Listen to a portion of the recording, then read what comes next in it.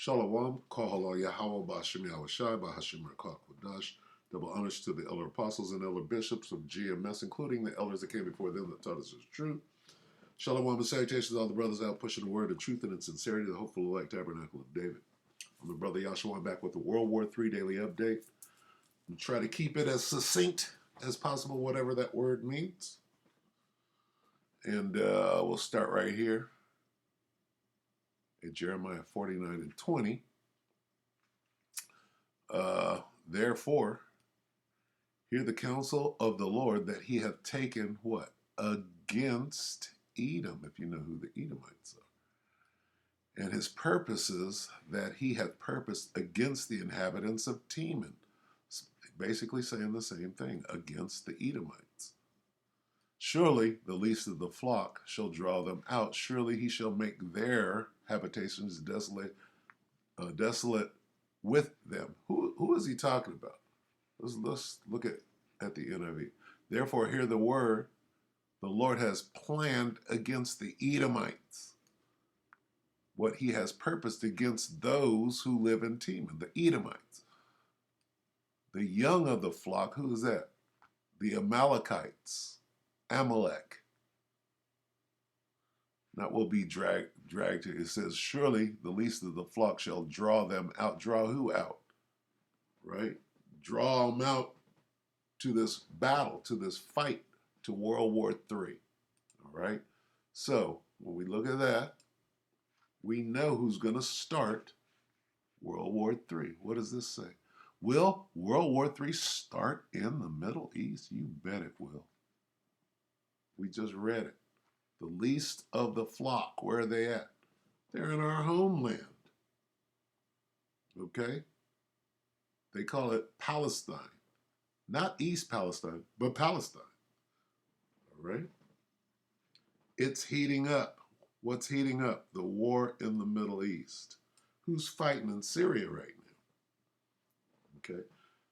Who wants to go and bomb Iran? Bomb Iran. Who wants to do that? Well, Amalek does. All right, so this is Prepared Homestead with Travis 4 hours ago. And we're going to let him deliver the state of affairs for World War III and where it's at right now. Now, I skipped up here because he was talking about, the proceedings that are going on, the bombings in America right now. But we want to discuss the Middle East and the greater war. He's going to speak on China and how they're taking the focus off of Eastern Europe and about to, spread it around, which only, sheds light on the greater war, which is World War III. All right? It's happening here. It's happening in Eastern Europe. It's happening in Southeast Asia, the Korean Peninsula, on the continent of Africa, and in the Valley of Yehoshaphat. All right, so let's take it away, Travis. Many of you still think for a moment that if something really, really big, and I'm not downplaying the Ohio thing, but I'm talking like nuclear war big, nationwide blackout, EMP, nationwide cyber attack, bank failure, kind of big, that the government is going to be there to take care of you and help you. Look at this guy training. He's got his shortwave radio. He's got a bladder, right? A camel, what do they call it? Camel bladder or something. He's got his ruck on. You can see down here, right? He's got ammo. He's not showing his little AR, which he does sometimes.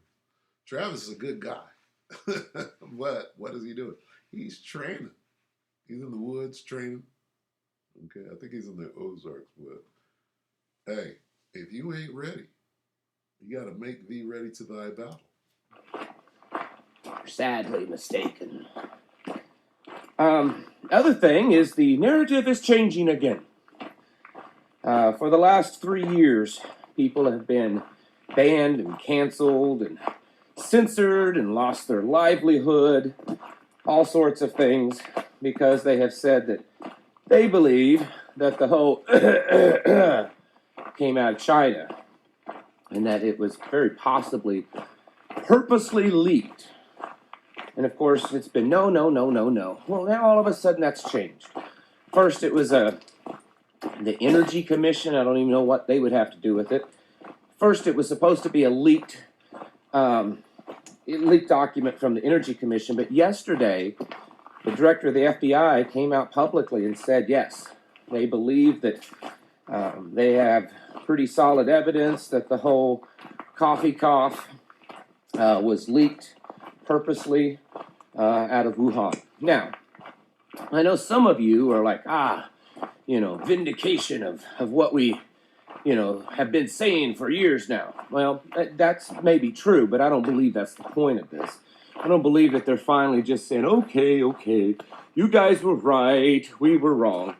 No, it's a narrative change because for the last 3 years, part of the narrative has been, oh, we can't blame China.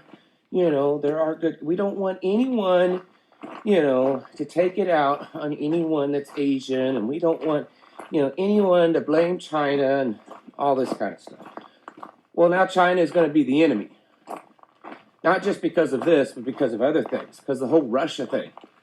I mean, I don't know why China just doesn't come right out and say, yeah, we're sending them troops and missiles and tanks and anything else they want. Because at this point, the West is pretty, assured of themselves that it is happening, whether it's happened already or that it will happen. There's been information that China has been providing satellite imagery for, certain units in Russia. I mean, they're doing the same thing that we are. It's pretty much at this point a proxy war between China and the United States. We all know that. But I think that with the narrative change, we are seeing things again, like I've been saying for days now. We are watching the chessboard being set into place. Doesn't mean that conflict between us and China is days away. I mean, it's always possible. We flew a spy plane very near their borders in the Taiwan Strait, which got them all up in arms. And apparently because of that, they immediately activated a lot of their troops in that area. So, I mean, it's possible it could be close. Most likely, things are just being set up still. But I think in the long term, the likelihood of an engagement between China and the United States is getting to be pretty good. So that's significant right there. Very, very significant. And it, there's always people saying, yeah, but we could kick China's hind end.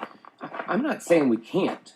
I don't think personally a military victory over China is guaranteed as many people think. But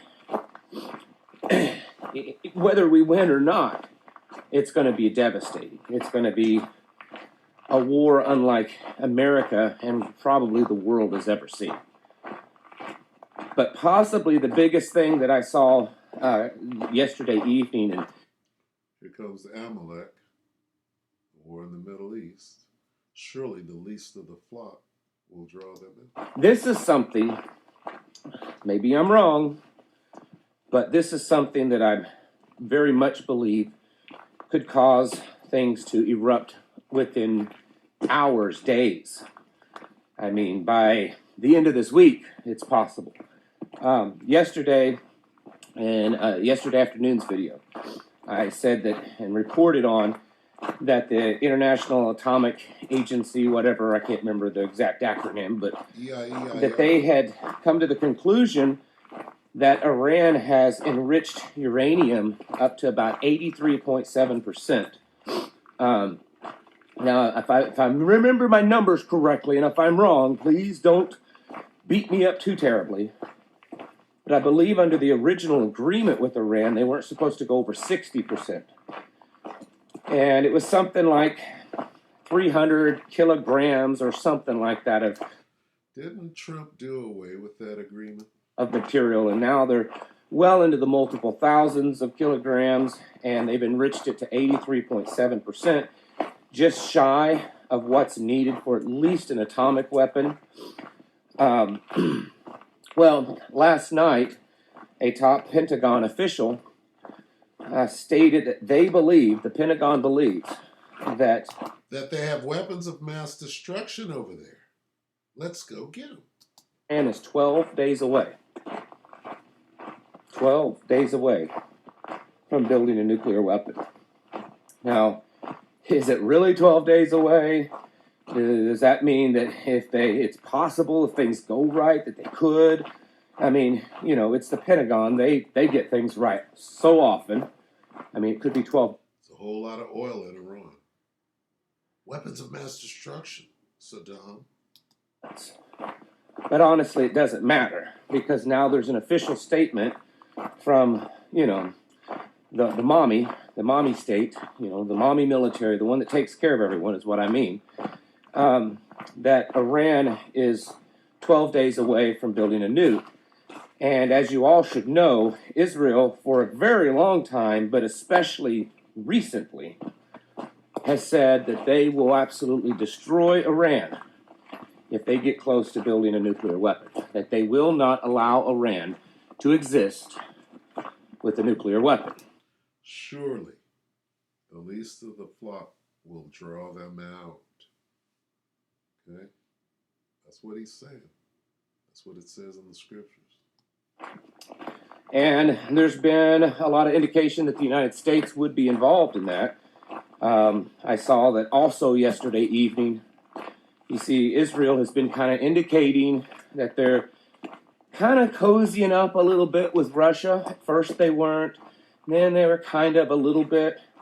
Well, apparently the United States has convinced Israel and Netanyahu to distance themselves from Russia, which I think it's interesting that came out about the same time as this Iran having a nuke in 12 days. I suspect the United States said, hey, we know that you're making plans to go in and destroy Iran, and if you want our help on that, you better sever your ties with Russia. That's just what I suppose. But the point is, this is major. We're talking a very major conflict. This is major. This is the match that sets it off, according to the scriptures.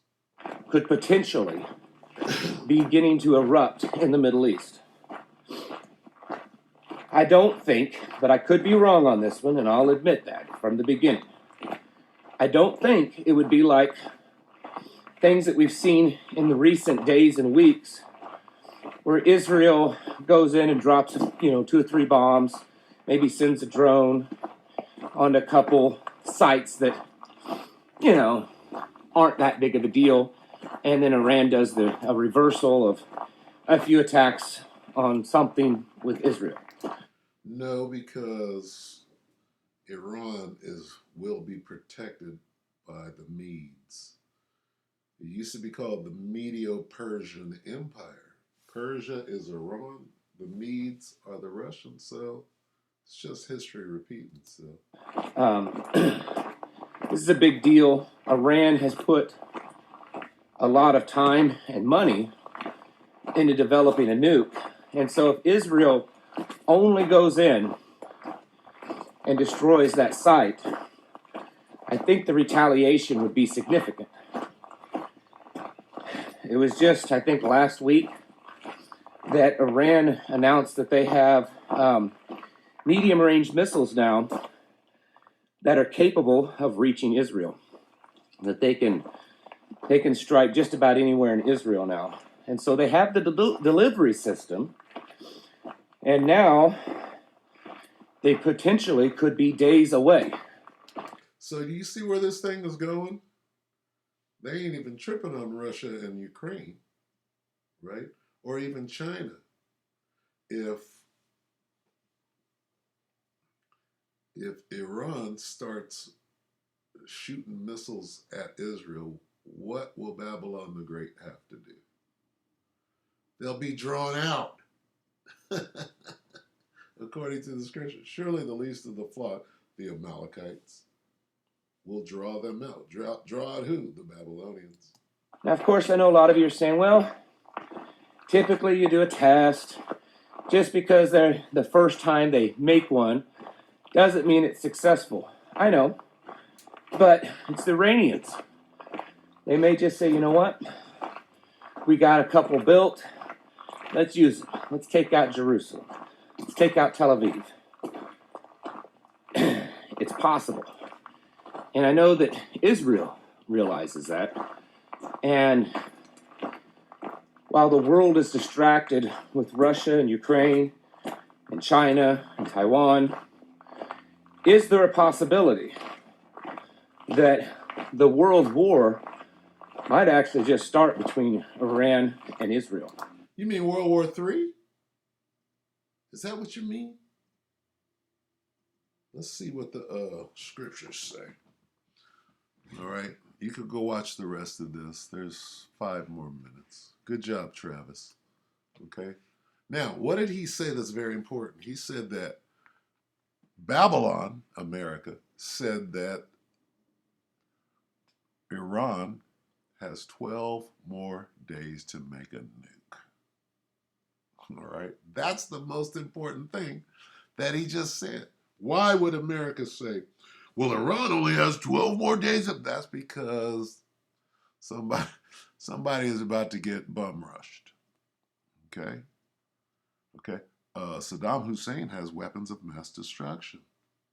What was the result of that? Shock and awe. Remember that? Remember shock and awe? Okay. Well, that's Iran got 12 days to make it.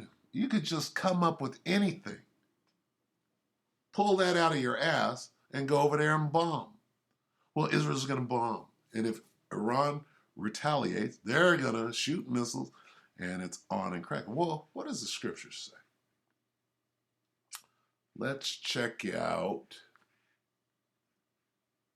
Let's go to Joel. Okay. What is God doing? Okay.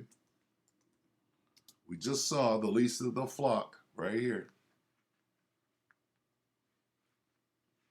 Surely the least of the flock shall draw them out. Who is the least of the flock? The people in Israel. This is talking about the Amalekite. Amalek is of the dukes of Edom, right? Amalek is the least of the flock. Flock of who? The flock of Edom. Shall draw them out. Draw out who? Draw out those the Babylonians.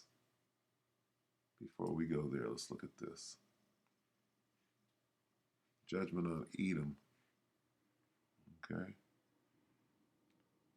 49:20. Okay.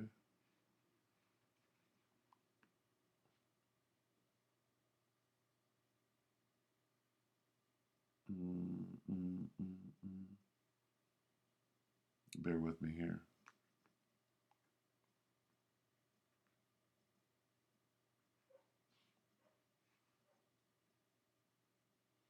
Now, where is modern day Edom? America. Okay.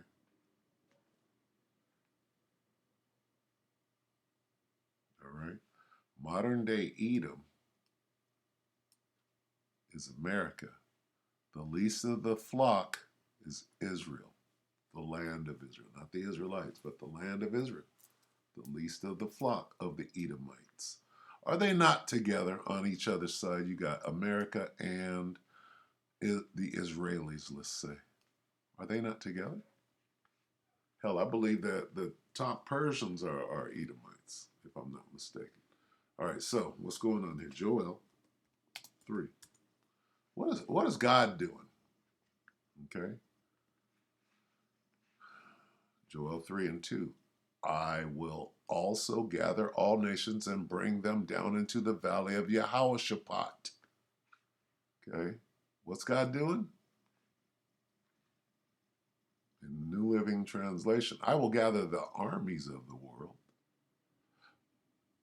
into the Middle East. The armies of the world, the nations, all nations. I will gather the armies of the world into the Middle East. All right, there will I judge them for harming my people. All right, what does this say? Will World War III start in the Middle East? It's heating up. 12 days before Israel starts bombing. And then Iran does a counterattack. Then what? If they got all them missiles, right, and all them weapons being shared from Russia, China, North Korea, are they not going to send weapons to Iran like America is sending weapons to Eastern Europe? Of course they are. And then it's on. Yeah? Well, that's what it says. What is the Most High doing? Gathering the armies of the world into the Middle East. This is what he's talking about right here. 12 days. So let's keep our eye on 12 days. What's going to happen? If suddenly tensions rise and Iran is getting bombed, right? Because of 12 days, weapons of mass destruction, shock and awe, then we know what's going on. All right, so with that, we'll end it right there. We hope that the elect will edify you, brothers and few sisters. With that, we say shalom.